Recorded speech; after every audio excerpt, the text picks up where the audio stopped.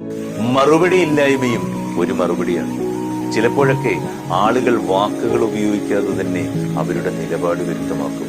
മൗനം പലപ്പോഴും അവഗണനയാകാം, പരിധി നിശ്ചയിക്കലാകാം, അല്ലെങ്കിൽ ബന്ധം അവസാനിപ്പിക്കുന്നതിന്റെ സൂചനയാകാം.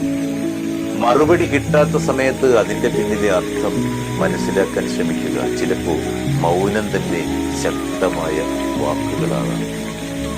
പ്രണയം കൊടുത്ത് പണയം വാങ്ങിയ മൗനത്തിന് ഒരുപാട് അർത്ഥങ്ങളുണ്ട്. അത് കൊത്തിവെക്കുന്നത് ആഴത്തിലുള്ള മുറിവുകൾ മാത്രമാണ്. ആ നിശബ്ദതകൾ സ്നേഹത്തിൽ നിന്നും വലിച്ചെറിയപ്പെടുന്നതിന്റെ അടയാളങ്ങളാണ്. സത്യമെന്തെന്നാൽ അവരൊക്കെ നമുക്ക് പകരം മറ്റൊരാളെ കണ്ടെത്തിയിട്ടുണ്ട്. അതിൽ ചിരിക്കുകയും ജീവിക്കുകയും ചെയ്യുന്നുമുണ്ട്. നമ്മൾ മാത്രമാണ് പലരിലും പകരമൊന്നുമില്ലെന്ന് വിചാരിച്ച് അങ്ങനെ കാത്തിരിക്കുന്നത്.